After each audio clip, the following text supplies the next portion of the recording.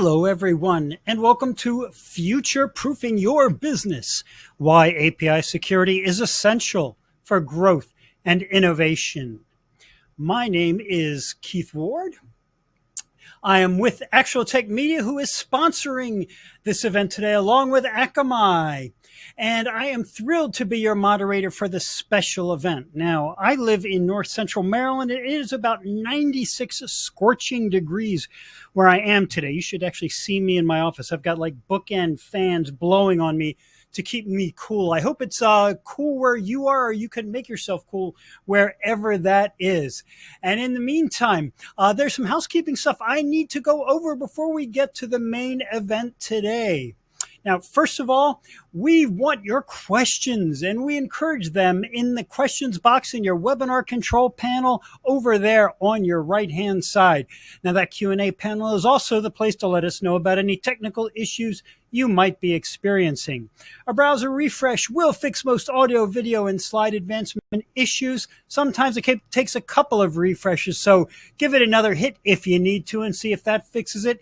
If it doesn't, let us know, and one of our friendly, happy people will hop on and help you out. All right. Second, check out the handout section where we have a bunch of great free resources for you, and that includes a link to getting started with Akamai. There's also a link to the ATM Decisions Group, which is a panel of IT decision makers that you can apply to join to participate in more in-depth events and other opportunities. You'll also find a link to the ATM Events Center, which has our calendar of upcoming events just like this one. Check them out. We've got a whole bunch coming up. And if you see something you like, or more than one something you like, sign up today. Why don't you? Now, third, at the end of this event today, we are going to be awarding a $250 Amazon gift card to one of you listening to me right now. Now, you do have to be in attendance during the entire live event to qualify for that card. And the official terms and conditions of the drawing can be found in the handouts section. Scroll to the bottom and you'll find the link with the details right there.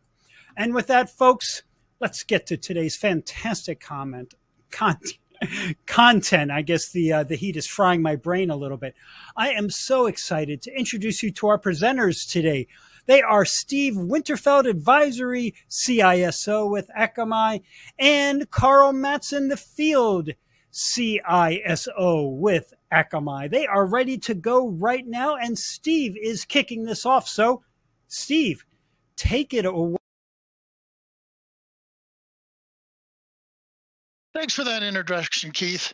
And I'm really excited to be here. I think this is an important topic today. As advisory CISO for Akamai, one of the things we continuously are looking for is how are we doing? Are we solving your current problems in a way that are useful? And then the second thing is, what should we work on solving next? And we consistently heard we want help with API security. And so we looked around at how to do that. And we actually talked to some of our customers about who was doing it well now. And one name kept coming up, No Name Security. And they became our solution. And so now Akamai and No Name Security are combined. And today we want to talk a little bit about that, a little bit about API security, and mostly about how this should be approached. So Carl, quick introduction, please. Steve, thanks for having me. Carl Mattson. I'm the field CISO for No Name, but now a month in to be a member of the Akamai team, and very proud to be here with you for the first time. So as we jump into this, I think the first thing to talk about is really the business problem. You know, every year, I think I'm getting ahead of security, and then the business model changes. And obviously, transformation is constant. You know, there's innovation, there's a change in the IT infrastructure, there's a change in how we interact with customers, there's a change in what we're actually doing as our primary business model. And so we're constantly playing this catch up to make sure that we get to the level of maturity we want to meet our leadership's risk appetite. Well, APIs are phenomenal on that scale of change. You know, as we look at this in commerce, back when I was at Nordstrom, you know, it took us months to be able to first sell Nordstrom directly on Pinterest. Well, now you can do something like that without even involving Nordstrom. You can just work with those APIs. It is such a transformation, makes so many things easier, but that also makes it easier for the criminals. So, as we think about this, another example would be in finance. So whether you're going, traditionally through a laptop to your bank or an app or anywhere like that, it is that ease of use we're looking for.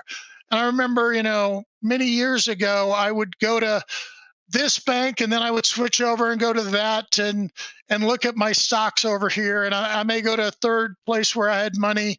And so managing my overall wealth was complex. And nowadays I can go to a third party app and it'll bring them all into one. And that's done through something like an API. And so, now my bank has to work with this third party fintech on that API.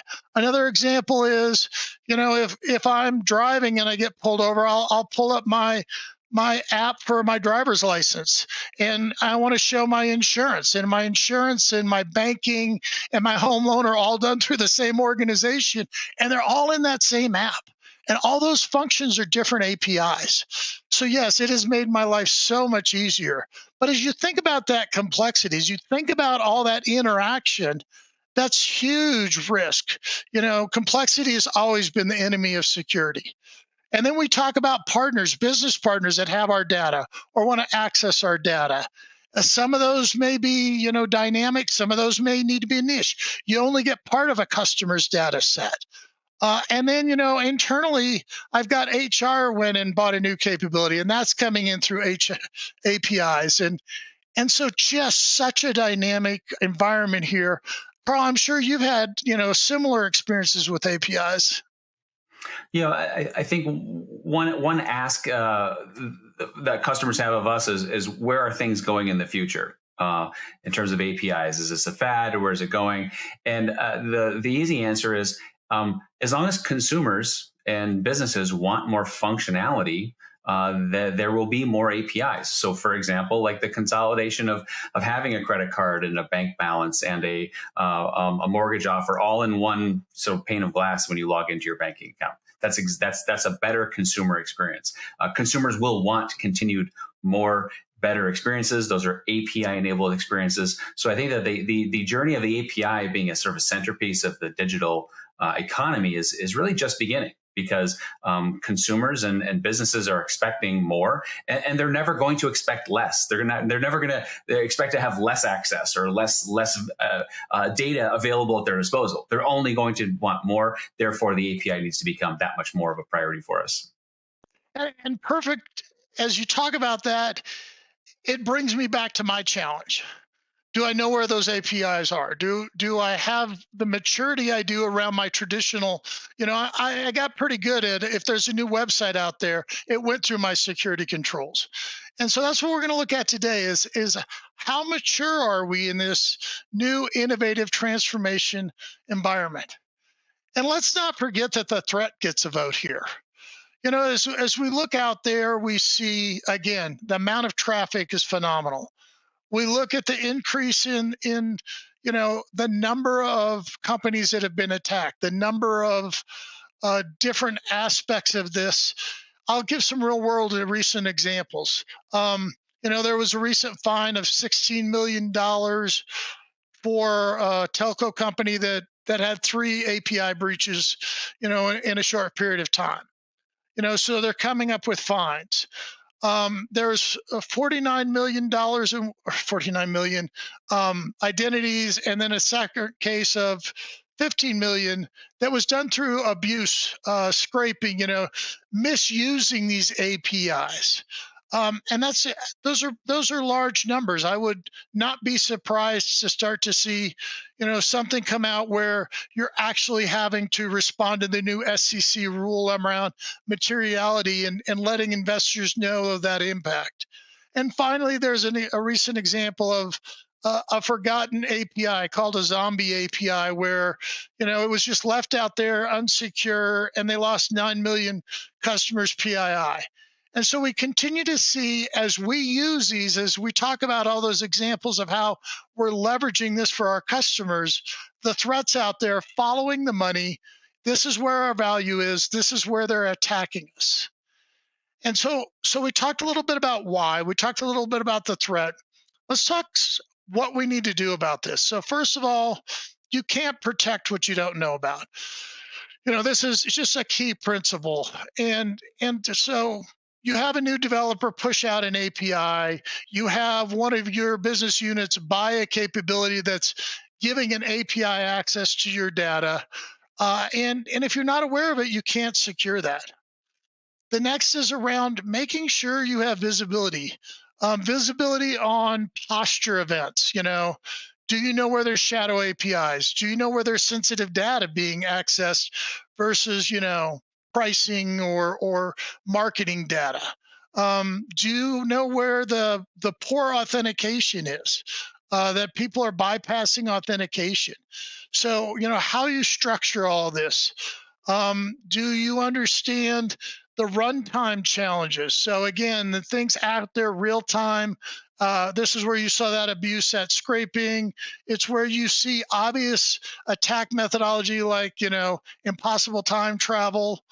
And then finally that testing. I've got great pen testing teams. You might have a red team. You might externally bring in somebody to do validation. But APIs are so dynamic. They're pushing changes constantly. You just Carl talked a minute ago about new functions. They're coming out real time. And so I can't have testing done periodically. I want something that's doing continuous testing. I want to know if there's a CVE that was just pushed. I want to know that there's abuse happening, capabilities. And so all of that is so critical that we need to make sure, because of the scale here, we talked about that earlier, the complexity, understanding all those interactions. And finally, it's API specific. I love OWASP. I love those industry best practices. But then OWASP came out and said, listen, APIs are different. We need to secure them differently. So they put out a top 10 for, APIs. If you haven't seen recently, they put out a top 10 for large language models. Different capabilities need to be protected with different infrastructure. And so as we look at that, we need to make sure we do that correctly. And so let's take a second here and talk about that bigger picture, how to do it. So I'll start off with, what are we protecting in this data journey? IoT, more and more of my CISO peers I talk to are constantly dealing with this. In healthcare, it's medical devices. I talk to different people about, some of us are actually buying devices that our customers, that our employees carry. But more and more, it's BYOD, bring your own device. And it's partners, it's those traditional laptop desktops. And across all this internet scale, I want performance, I want security. So I put up my traditional things. I have my WAF out there. I'm doing things for, bot protection, those cases where they've collected a bunch of devices and are coming into, get a best price or conduct fraud, so many uses for bots. But I want to identify bots uniquely. If a bot's trying to log in, or is it really Steve logging in? The privacy challenges, internationally and across many states, I need to be compliant. We see so many different compliance, and one of those is even the industry for payment card industry for credit cards. Version 4.0 came out this year, and so we see that. And what I'm thinking here is, okay, 4.0 is out. What does that mean? Well, it means now I need to protect my JavaScript environment uniquely. It now has requirements for APIs. So when it's time for those audits, we're seeing more and more requirements here. So I've gone on for a while, Carl. Jump in here and talk to me a little bit about your perspective. Well, I'd love to double click on one aspect here, which is related to a question coming in. And the question is, isn't my current web application firewall sufficient to protect APIs? And it's a really super important question. So the first thing is the web application firewall is the primary control point to protect an API. It is good and necessary to use a WAF to protect applications and APIs. But question one is do I know I have all of my APIs that are internet facing protected by a WAF? That goes back to the discovery question. So do I have APIs out there talking to the world that are not protected? And then the second thing is there are a few use cases where web application firewalls is not well suited to be the control plane. So I'll give you an example would be if you're in the physical world, and I'm from banking, so I make everything about banking, but a branch bank has maybe a security guard guarding the front door and a steel vault door guarding the money, and those controls work. But what if the intent, the adversary is trying to pass a fake check? That's a contextual. That sort of detection is very sophisticated. It's very specific. It's very specific to detecting fraud in a paper check. And so think of a web application firewall. I think of it as the muscle that protects the world. But there are some use cases where an API at runtime needs to have some additional features embedded in the security layers, so we can detect things that are a little more nuanced or a little more low volume. And that's where an API can bite us as a security team, is those special use cases. And so those things together, what we want to do is we want to make a better use of the technology, like a WAP that we have today. So, thanks, Steve. So where we want to now kind of pivot to is this section that Steve has highlighted here in the middle, the API and the web services, because that's really where No Name brings a unique capability into the Akamai platform to focus on specializing here, with the right and left flank of all of the capabilities that Akamai has to offer on each side of that. So, Steve, if we can go to the next slide. There's a couple of reasons we need to go here and do something special. First is that the explosion of API utilization is making it a superhuman problem to solve for. Yes, we have excellent penetration testing teams, or we bring in third parties to pen test our APIs. But what do we do when we have thousands of them? That is a problem we need to start applying automation to, because no matter how many budget increases we get, even if we're lucky to get or add to staff, we can't possibly add staff. We can't possibly add enough to meet what is essentially exploding quantity of APIs. The demand for business, the digital transformation we're going to relies on APIs, the continuous delivery of changes. All of these factors are creating a situation where a security team needs to sort of revamp its model to address API security. Regulatory requirements, Steve mentioned PCI. We can go down the list, but even, for example, the CFPB requiring financials, maybe as early as next year, requiring financials to expose APIs to third parties publicly. The regulatory landscape itself may prompt us to make the changes that we need sometimes as a security team. So the way that we break this problem down then, and the new practices that we employ for API security is really a 4-part model that kind of forms the basis of the No Name philosophy. And that philosophy starts with discovery. It starts with identifying the inventory of APIs, and not just the existence of it, but also tracking it when it changes. Where does it sit in the network? For example, is it load balanced? Is it behind a WAF? Where in the network exactly is this API, and how does it talk to the world? From that information of discovery, then we derive the posture. So, how is it configured? Is it configured well? Is it conformant to standards? Is the specification aligned to expectation? Is it vulnerable? So, does it possess data which is sensitive? And is the sensitivity of the data commensurate with the other controls in place, like authentication? So those are the attributes of posture. All of us know we have posture in the cloud. We've got posture in identity. We've got posture in our endpoints. The API is an endpoint. It is an asset that has a posture associated with it. Next is the runtime view. Can we detect something sophisticated attempting to abuse that API? In the interdict with that misuse in progress in real time. So here's an example that I use as an e-commerce site, which is, let's say that I go shopping online for a pair of shoes. I log into the website. I find the shoes I want. I add to cart. I check out. and at that checkout, turns out my credit card's expired, so I have to update my credit card information, and then I proceed to checkout, and the transaction proceeds. But what if I arrived in that site, and the very first thing I did was to present a valid credential with instructions to change my credit card information? Now, that is, as a user journey, would be impossible to happen because of the sequence of things that has to happen. But my credential is valid. And that token may be a stolen token. And so what we need to do with APIs is we need to understand, how is it that there is API? How is the user journey supposed to occur? And can I identify a deviation from that user journey? Those are the kinds of sophisticated things that we need to see both the request and the response of the API in order to detect something that's otherwise a needle in the haystack.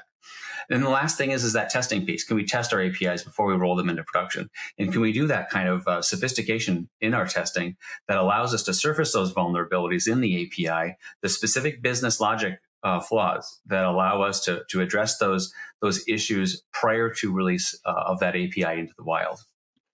Yeah, and I'd like to reinforce here that, we talked earlier about staffing, but this is also about skill sets.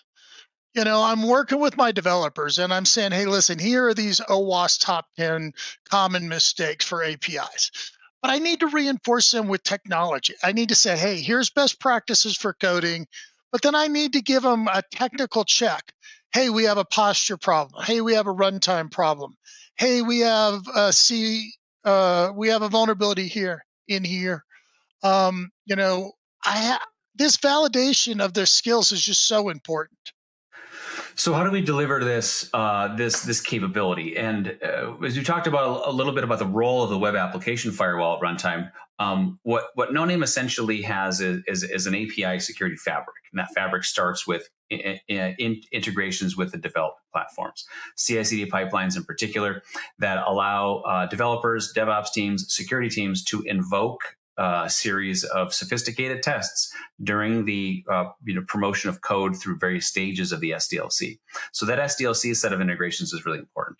The next is the network and cloud. That's where we get into the seeing those runtime traffic flows, and the traffic flows that allow us to inspect volumetrically, qualitatively, the API traffic itself. Now, just as a side note, No Name is integrated with Akamai for a very long time. Akamai customers have been big partners with No Name since our founding. What really changes specifically to Akamai is having our software really running inside the Akamai platform. It just makes the integration into those traffic flows that much faster and easier for the customers. And then the next area would be the API gateways, because the gateway oftentimes is the brain. I think of the web application firewall. That perimeter is the muscle of API protection, but the API gateway is oftentimes the brain. It contains the authentication logic, for example, or a lot of the business logic itself is contained in the gateway. And so integrations with the gateway give a huge three-dimensional lift to the API security program, in that you can see the full picture of the API and its inventory, but also its risks. Then the last piece is the workflow integrations. And so essentially when we, whether it's the inventory and the constitution of the assets, to the vulnerabilities, to the observed runtime detections, the systems of record in the organization, we integrate with those so that the workflow that comes from Akamai and API security solution is consistent with the workflows outside the organization or outside of our platform.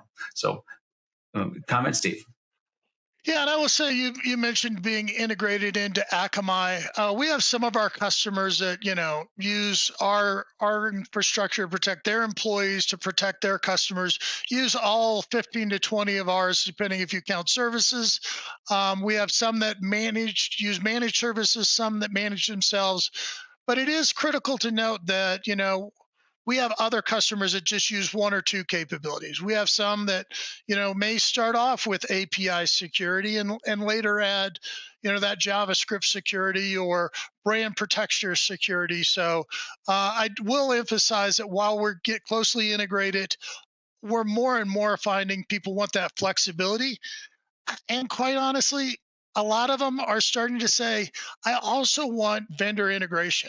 I want fewer vendor meetings. I want fewer hours spent integrating products. So we see both sides of that.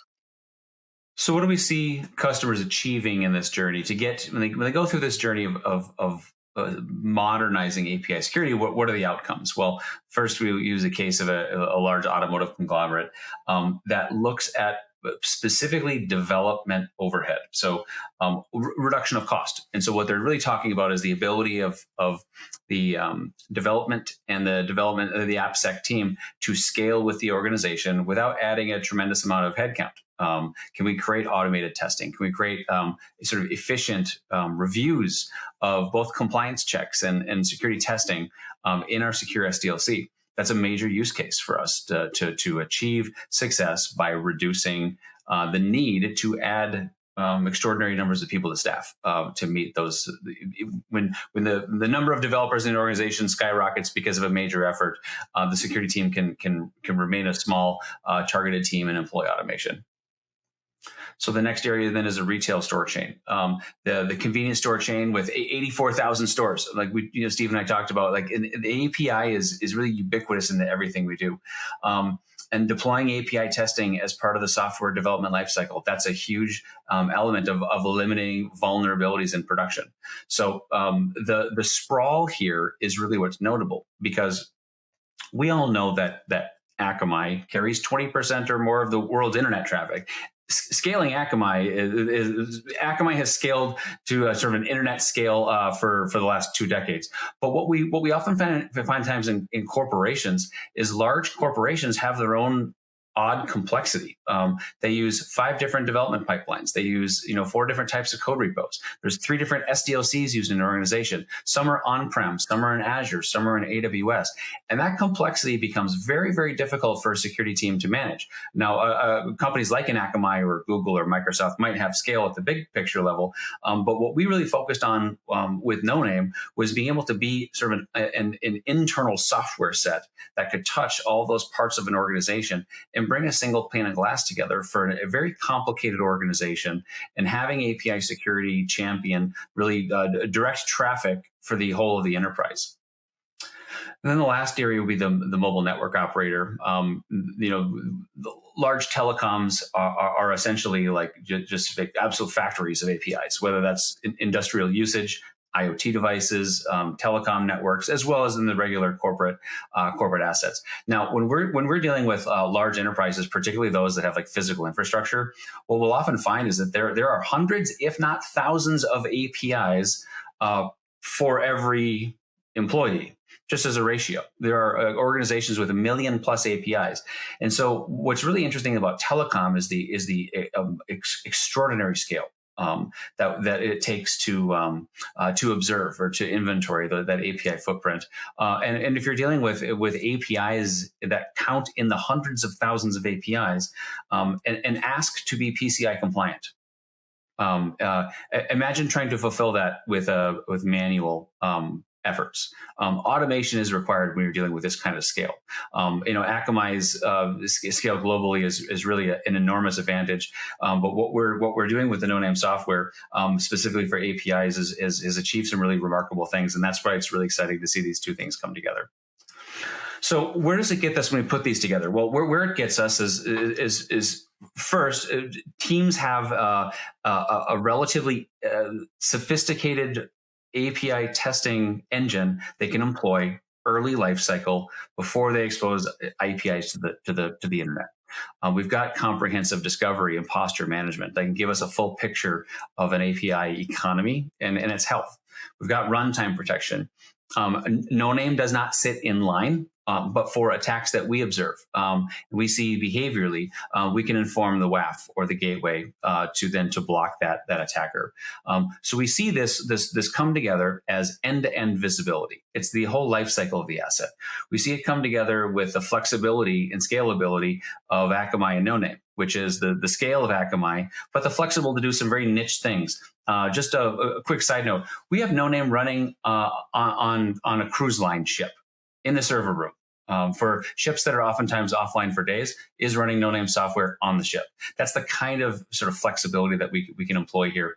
And then the last thing is the expertise, because the discipline of API security is still relatively new. But we have the engineers, we've got the scale, we've got the technology that organizations can lean on to develop their own capabilities.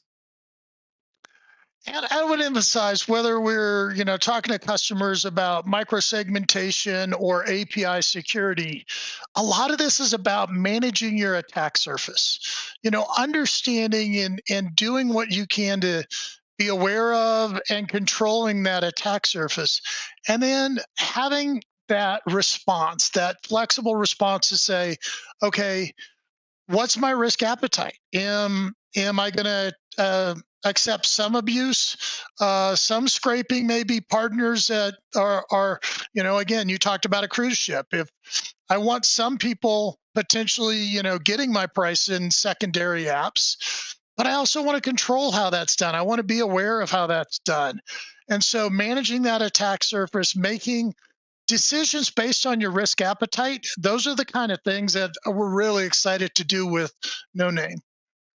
So, I mean, ultimately, it comes down to value, right? It comes down to value because we have great business risk in exposing APIs, and whether it's we're exposing a product or service or data to the world, and that value proposition is creating modernization, creating efficiency, creating acceleration to achieve that, to achieve the business risk reduction that we need as a security team.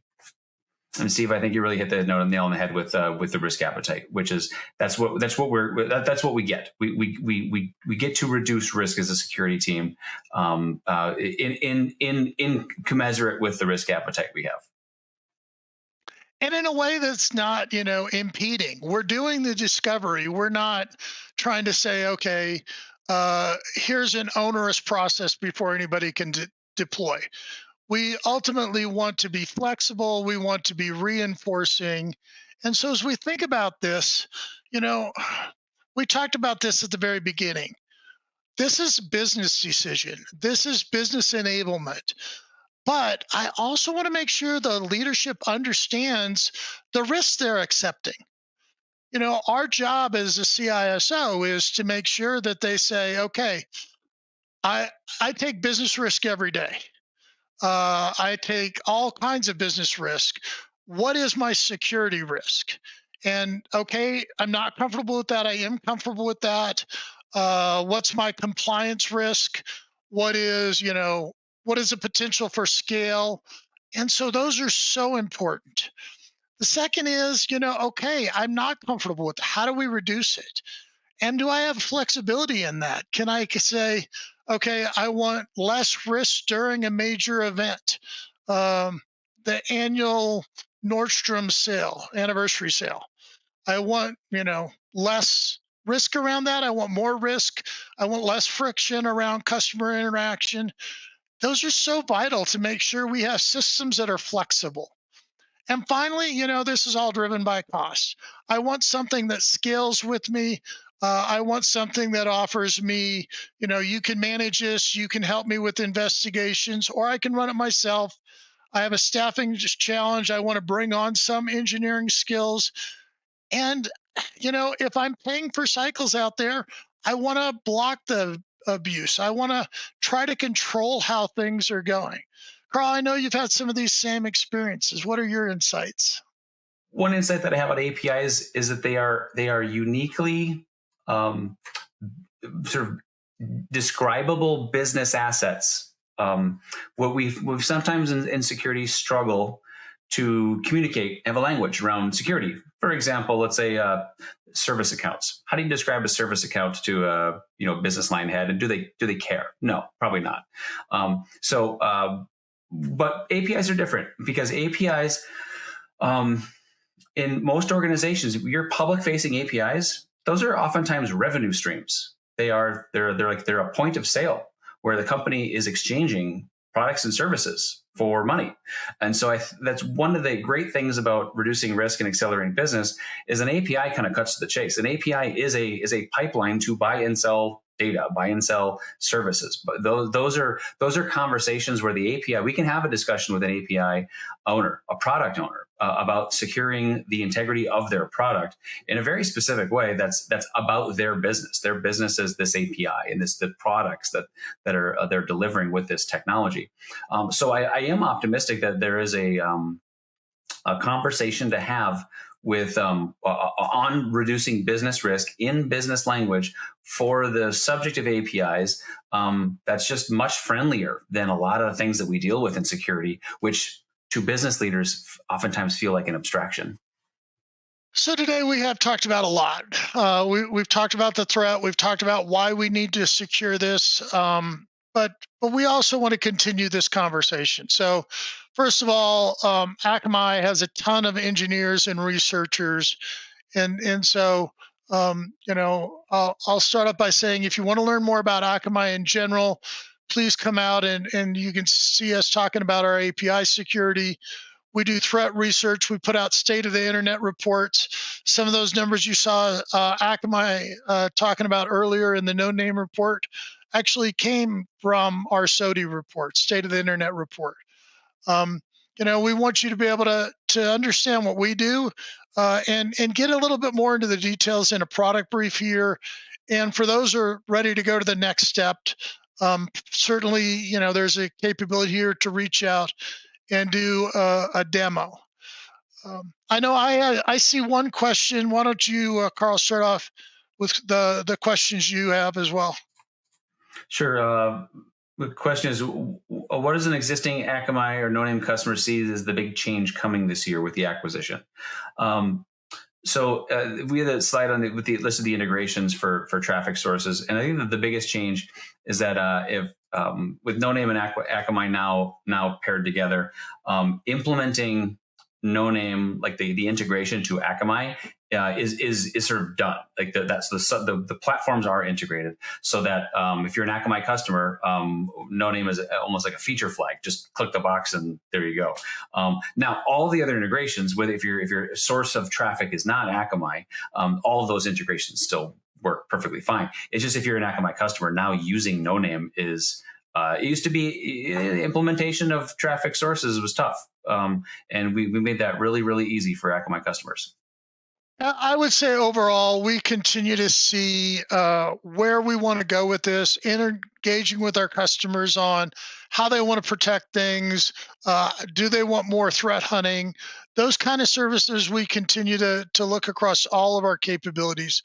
But I agree that our initial focus right here is to make it part of our platform. Another question about how do I get training for my team on API security? A problem, I think, for us as an industry a couple of years ago, we started No Name Security, which is the practitioners in the field kind of are only now starting to become ready for API security. So we developed two things. One's the API University, and then we also have API workshops, which is sort of a firing range of sort of red team, blue team practice range on APIs. That's a 3-hour format. And all of that is technology agnostic. It's good for CPEs if you're looking for CPE hours for training and education. And I think you go to that first link for Akamai.com products, API security. That first link will take it to the educational resource. Great points. And I agree that this is a constant evolution to making sure our staff has the training they need to be effective. I'm going to grab that last question as a primary because I'm passionate about this. The question is, you're talking about this for current customers or for large customers. What about small to medium-sized customers? Do they need this? And obviously the answer is, if APIs are part of your business plan, then you need to do the risk around that. I can't imagine that if you have APIs out there that you want to accept that risk. So, this is where coming in, seeing a demo, understanding the risk at any size, whether you're a medium-sized company or a Fortune 500, this scales quickly. And this impacts your customer experience so high. And like Carl was mentioning, this can have a direct impact on your revenue, especially if you're a large event-driven organization. So absolutely think this is important to both medium and large companies. So with that, I want to thank you for spending some time with us today. I always enjoy the chance to share what we're doing on our insights. Carl, final thoughts? Yeah, maybe just one more final thought on that. Do I need API security? Am I big enough? Should I care? If you have developers, your developers are developing APIs, and so I think that anybody developing software in the world needs to start thinking about API security as a competency of their security team. Perhaps they don't need it at the scale of a JP Morgan or AT&T, but the competency in API security is extremely important for us as a profession. And so we aim to provide the resources that can be useful for any organization in that journey. Spot on. Keith, back over to you.